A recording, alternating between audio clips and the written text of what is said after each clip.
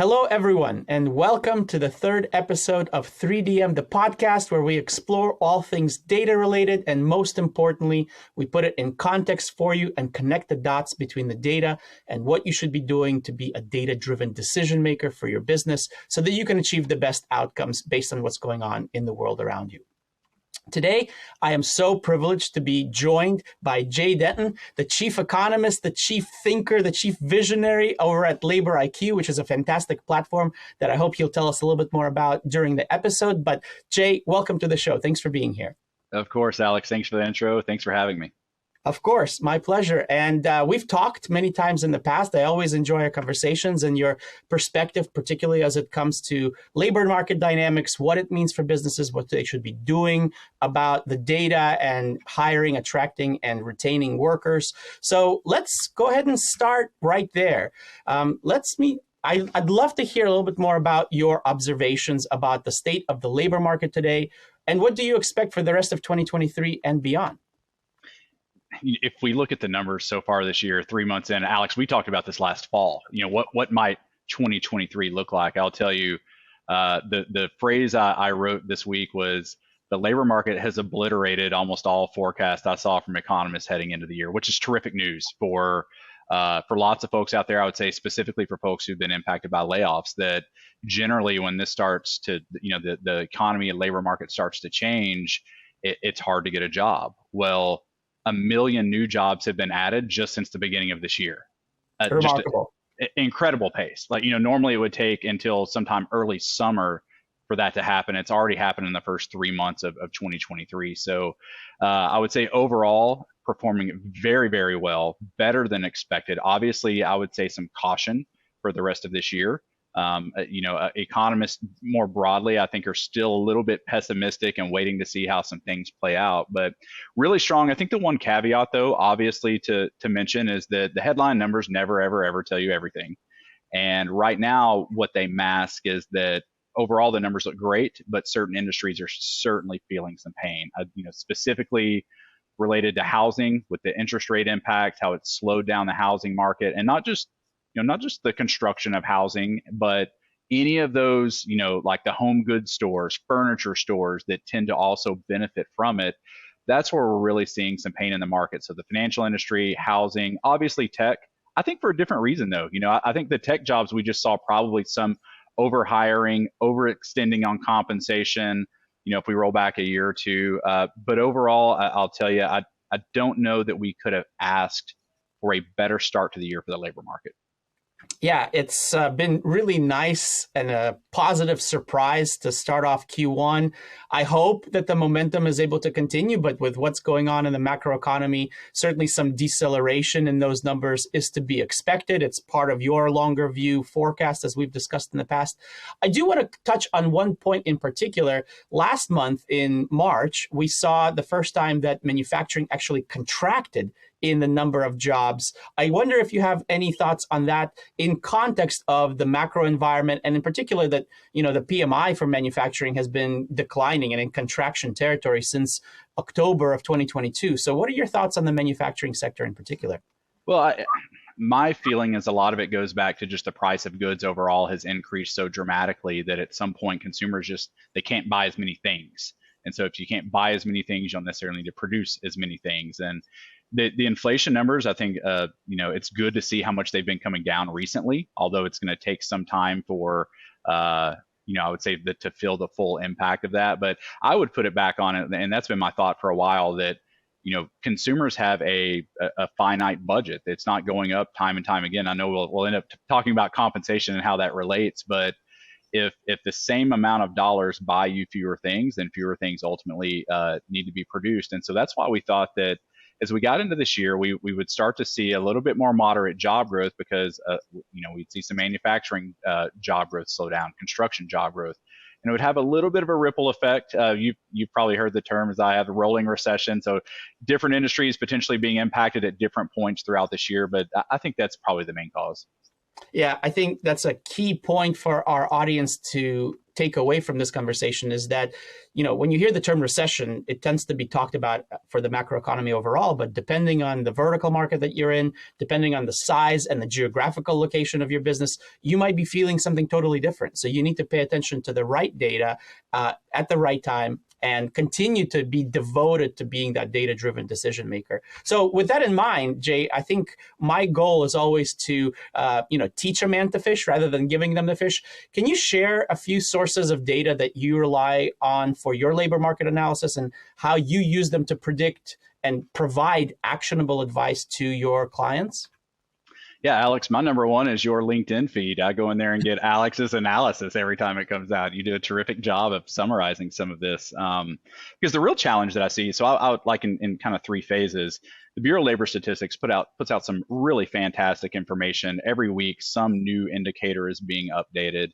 The challenge, and this is not their challenge to solve, but the challenge is how do those individual data points relate back to an actual decision made in an industry and an occupation, a type of job and so on. So, I look at the BLS data that comes out, and I'll talk about a few and how I look at those and advise specifically in HR and talent acquisition teams. But I look at that. I look at, name your favorite news outlet. Wall Street Journal's, one of my go-tos, but they're really reporting on indicators that are going to influence what those numbers end up being. So they'll report on how the stock market is being impacted, or a certain company may be having layoffs. And so those are some of the influences that you'll end up seeing come through the BLS numbers eventually, likely. And then I focus on some of the trade organizations. So, with our group, we really focus on HR and talent acquisition. And so I do that to see, for my industry that I'm trying to serve, what are the pain points? And so then bridge the gap of influencers you're seeing in the market from the news sources, BLS data points, and how do those influence how we think about these pain points that are in the industry and how we can help solve and project, when hiring will increase or what turnover might be like. So within those, so teaching a man to fish, if you're looking at some of the BLS data that comes out, three kind of different buckets. Beginning of each month, there's a great report, the first Friday employment situation report. Really look at it for overall job gains, gives you the sentiment of our business is still confident in hiring. And again, if we've added 1 million jobs this year, that means not only have, on a broad perspective, layoffs been covered, but that businesses are still confident in adding to their headcounts. Now, obviously not everyone impacted by layoffs, but as an aggregate, that's what that number represents. So it gives you a sentiment of how businesses overall are feeling. The unemployment rate. So for everyone out there who's had such a hard time hiring, it's because of the supply and demand of talent. And I look at the unemployment rate and have an understanding of, gosh, if it's at 3.5%, that's still one of the lowest in the last 70 years. So right. When you're working with your teams to fill jobs, that helps you have the context, and specifically by occupation. So you can then look at it by managers. 98 out of every 100 managers already have a job. And so it's going to be difficult to fill that role. Wage growth, obviously. Two other categories. So there's something called the JOLTS report. It's job openings, it's turnover, what's happening there. I look at it for job postings. So the more and more job postings that are out there, the harder it's going to be for you to compete, and you really need to stand out. Turnover. How many people are voluntarily quitting their jobs, and how might you think about that? Those are some of the others. And then the latest, just to quickly touch on inflation. I know that that's something you've been watching and focusing and talking to your clients about. It's great to see the consumer price index come down, because that's what, the way I think about it, that number as it relates to, the audience that we serve. If prices are hitting consumers, and we've already talked about this a little bit, if prices are hitting consumers, they have monthly budgets. And if their expenses keep going up and up and up, it could put them out in the labor market. And so it makes it really important to make sure that you have an understanding of where that's headed and how it might influence, the wages that you look at for next year. And then a little bit more upstream on the producer price index, it's one more I look at, because that's more from a business standpoint. So what pressure are businesses under with the cost? So no, that's a lot of information, but those are some of the sources that I look at and relate it back to helping people make better decisions. Yeah, I think you provided some really great nuggets in there. In particular, this notion that you can track these various data points and think about the implications to your business might not always be as transparent or as direct. For instance, the fact that we are seeing some of the layoffs in the tech sector, in the financial sector, that actually could be a positive thing for small and medium-sized businesses, because in 2022, when they weren't able to get any workers because they were all going to these big publicly traded companies that were throwing crazy amounts of money at them, well, now those people are available. And as the economy slows, I think business leaders should adopt a little bit more of a counterintuitive mentality and say, well, not only can I potentially pick up some great talent, I may be able to do so at a discount as some of those crazy offers fall off the table. The point that you made about inflation, I think is really astute. So I always talk about having people consider the amount of wage gain relative to inflation, and are your employees feeling like they're falling behind? To your point, not only can they afford more activity in terms of buying stuff, but do they feel like they're actually making up lost ground relative to the inflation that we saw over the last year? So to see that the CPI is at 5% right now, the PPI, the producer price index, 2.7% overall, was really encouraging. And I'm hoping what it really means on the wage side is that we get away from some of the exorbitant behavior that we saw last year. So with that in mind, can you tell us a little bit about what you're seeing on the compensation front? What should companies plan for in terms of wages over the next 6 to 12 months? If we look back at the last couple of years, average wage growth around 5% overall was fairly common, way above what typical merit increases would be, by the way.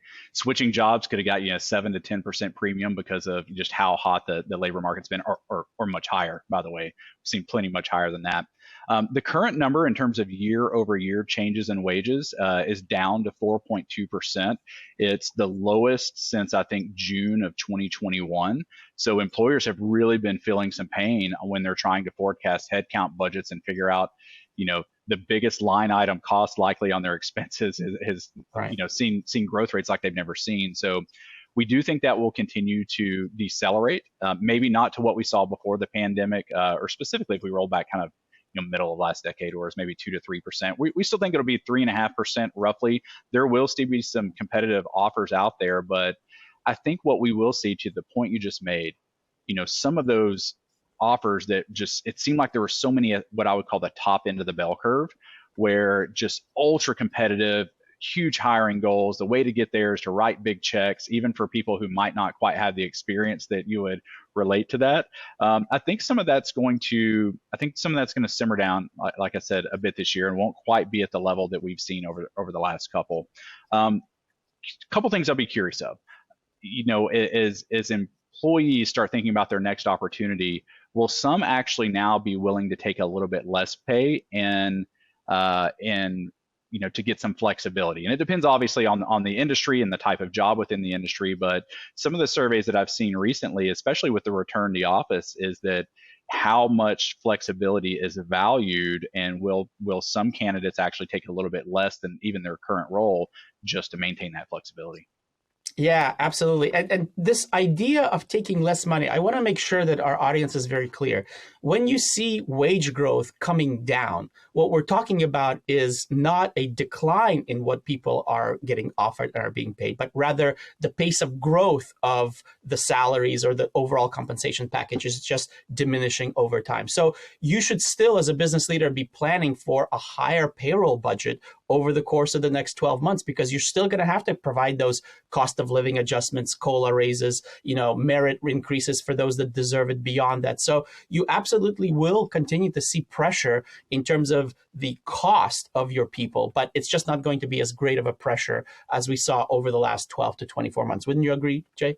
Yeah, and I think the great thing for businesses is that growth rate should slow. We're seeing the growth rates of, what it costs them to actually produce their goods. So to acquire those materials and so on, that price is coming down as well. So for businesses, I think 2024 will likely be the period where it really feels more normal compared to where it was, over the last year or two. But I think you're exactly right. The one where I would say where in some roles, and we're seeing this out there in some roles, and these tend to be, by the way, higher paid roles, where they might actually be willing to take, with that next opportunity, especially if they've been part of layoffs recently, they might be willing to take just slightly less pay. Usually not a lot because there's a certain lifestyle that's been established and so on. But we're seeing flexibility being one of the really key things that people value in the market.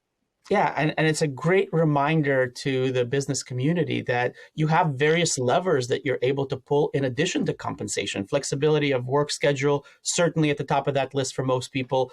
Additional PTO days, some longer-term incentives, work from anywhere arrangements, those kind of things. So don't think that just because you can't pay at the very top of the range that you are going to be missing out on talent. You do have other levers that you can pull.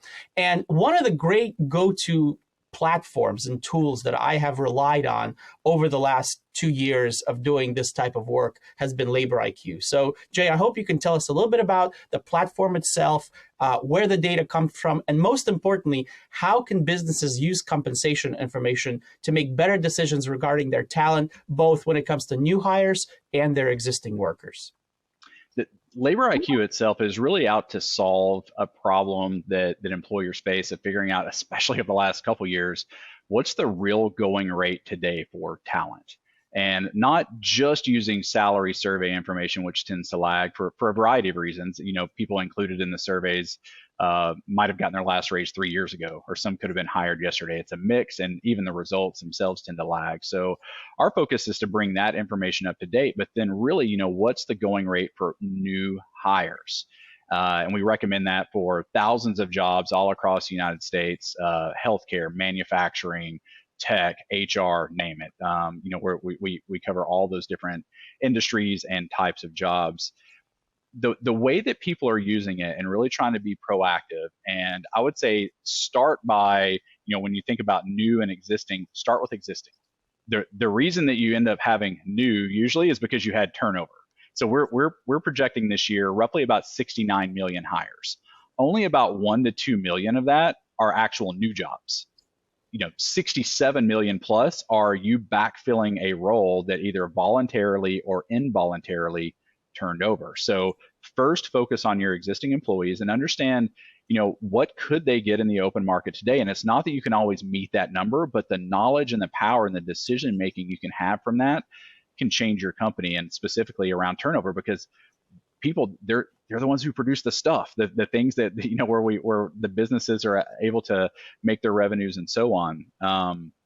If we look at, say new hires, the reason it's obviously really important there is I'm sure people have been following the stats.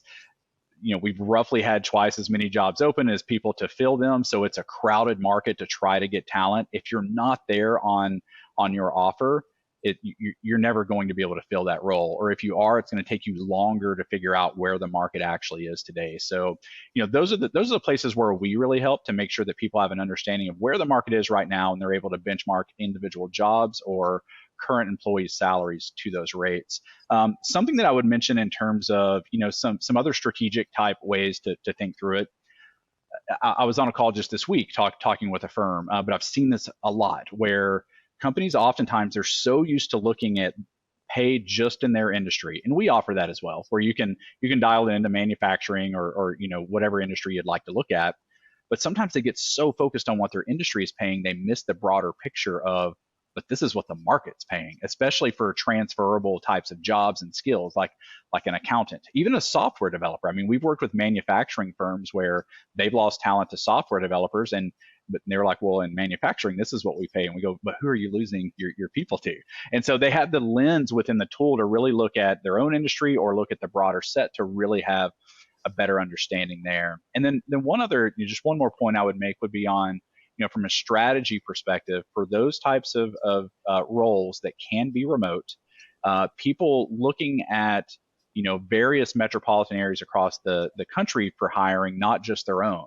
And I would say we see 3 different types of things, and it depends on, I think, the strategy of the company.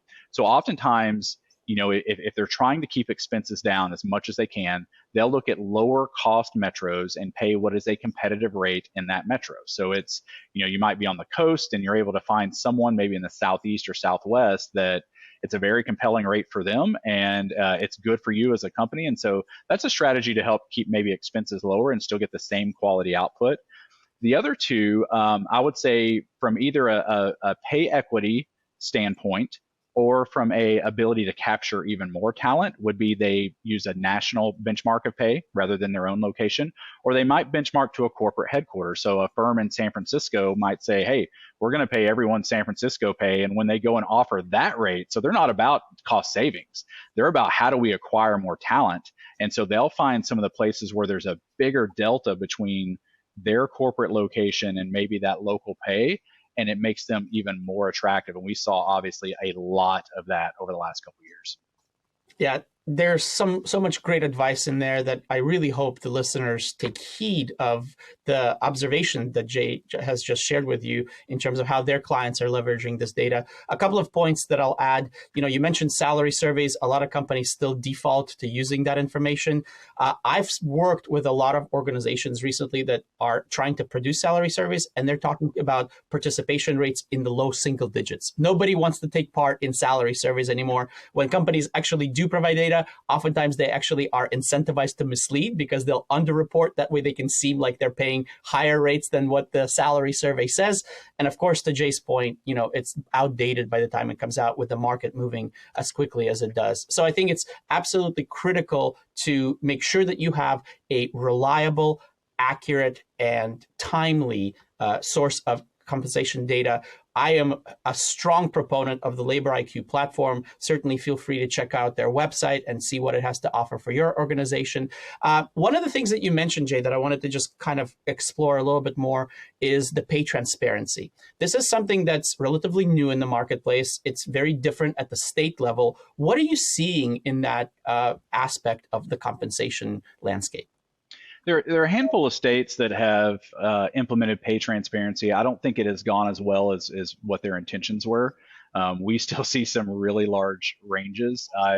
One I quote a lot, there was an article and it talked about this one very well-known financial firm. They had a job posted due to pay transparency, and it said your salary somewhere between $0 and $2 million, which is laughable, right? But I will say, even what are a bit more legitimate, you'll see ranges from 50,000 to 150,000 for the same job. What we do, and pay can, it can range pretty significantly. I mean, you think about a manager and someone who this is their first job as a manager versus someone really seasoned who has been there, done that, they've got that experience. You would expect much different pay between the individuals for that job, and so that's big part of what we do is help understand for that type of experience in that role what makes sense. And so dialing and figuring out within the range, I think, is the challenge that some companies have. And in a world where, one, you can't afford to lose out on talent, and you're also trying to make sure that your expenses are right on par, we really help with both of those cases. Yeah. So we've talked a lot about the way that businesses can use compensation information to make better decisions for their talent pool. But I'm really curious in terms of actual behavior when it comes to putting the tires on the road. What are some of the best practices that you've seen in your own clients that you'd recommend to others looking to up their people analytics game? The first thing I would say is it relates back to the job itself and get the responsibilities correct. I think a challenge that we see a lot is companies aren't actually sure what job it is that they're trying to fill. And so they'll use part of our system to make sure they're aligned on, typically for this type of role, these are the set of responsibilities. So when they go out to post a job, they're attracting the right type of talent and getting the right applications in. I think that then also leads into understanding for individual jobs, what does success look like? I mean, this has nothing to do with our system itself, but from the standpoint of a business leader, making sure that people are really crystal clear on goals within the role and KPIs to get there. And then overall, as it relates back to, I would say, compensation and how they're thinking about it, the ability to understand and forecast what talent supply is going to look like, so that how hard is it going to be to fill that role, so that you can make more of an ROI calculation of, okay, if we really try to come in with an offer that's slightly below market because we're trying to save expenses, what might that do to us in terms of time to actually fill that role? So I think really in today's world, even for we end up working with a lot of nonprofits, and we have that conversation around, I know that typically your type of organization pays below market, but you've got to figure out a way that to attract that talent. People are working across industries, and so really focusing on how to be successful at hiring the right people for the right role, and then retaining them obviously along the way. Yeah, a lot of this advice, I think, is primarily targeted at the HR function, but I also find it critical to go up the chain of command, right? I think a lot of times the HR role does not have a seat at the table when it comes to the chief decision makers and the people with the ability to deploy resources to the level that might be necessary to fix some of the talent challenges that the company has. What advice would you give companies to incorporate this type of thinking, compensation related thinking, talent strategy and planning at the most senior levels of the organization? The biggest disconnect I see is that people getting anchored into what pay used to be, maybe earlier in their career or when they used to manage that department or whatever it is. And as I mentioned earlier, people are if you can't get the resources in, you're not going to be able to produce the product. So really understanding what's the cost of turnover and how does that compare to some of these, keeping up with the market wage gains and so on. We've seen companies that gave across the board raises because they could see that if they didn't do that, and this is where like CFO type function comes in, working with COOs, and we're like, I can't operate without these people, and we can't keep these people unless we get them to market. And so really thinking about the overall outcomes of the business. What are your goals for the year? And if you don't have the right people in the right seats, and when compensation is a big part of it, and it's not the only part, there are other sorts of career progression and culture and all sorts of things that attract and retain individuals as well. But if you don't have that core set of people to produce what you need, you're never going to get there. I'll tell you, as a business, so we use something called EOS, the Entrepreneurial Operating System. And we have a scorecard that we predict at the very beginning of each quarter. And one of it's how many people are we going to have?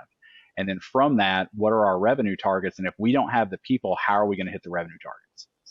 Yeah, I think that that's a major gap in many companies' implementation of an effective talent strategy is they focus too much on the revenue target and don't ask themselves, how can we get there effectively if we don't have the resources that we need to achieve that? I think one of the ways that I find your platform to be so effective is from a benchmarking perspective, understanding where the vulnerabilities lie within your workforce and having the ability to actually go and have proactive conversations with people that may not be at a competitive market rate right now. Talk a little bit about how you've seen that implemented and to what effect. Yeah, the benchmarking tool, it allows companies to upload their employee base and be able to benchmark, each individual versus the job itself. So typically, what are their pay bands and how does this person relate to their own pay bands? But then what does LaborIQ see in terms of the overall market? Is that person at risk for, potentially being poached because they're 20 or 30% below market given, again, their job, the skills they bring in that specific location? The observations I would have, it's really interesting. So you can go all the way up. So in this tool, you can actually see it. At the very top, it might tell you, yeah, your pay is right on. You're right there overall. But then you start breaking down by, if you have it in there by job title or type of team, you can start to see some disconnects where overall you look good, but this team is actually above market and this team over here is below market. And that could be where you're experiencing some of the turnover.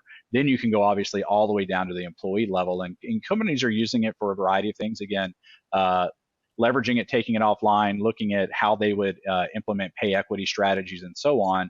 This gives that ability to see it pay equity both internally, but also relative to the market itself. Absolutely. Couldn't agree more. As with all things data, the devil is always in the details. And so we encourage all of you to take the insights that Jay shared with you today and implement them and look deep within your organizations and see what areas, whether it's related to compensation, labor market availability, the changing dynamics within industries, how can you leverage those insights to run your business better, more effectively, and to better outcomes in the future. With that, we've come to the end of the show. Jay, I want to say thank you so much for being here today. As always, I've learned so much from you. I hope our readers or listeners have as well. And any last closing thoughts before we let our folks go? Now, Alex, thanks for having me today. Good luck to everyone out there. I know this has been quite a roller coaster the last few years. I don't know when things are going to steady out, but hopefully for all of us, it is sometime soon. Agreed. Have a great day, everyone, and thanks for joining us here on 3DM the podcast. Take care until next time.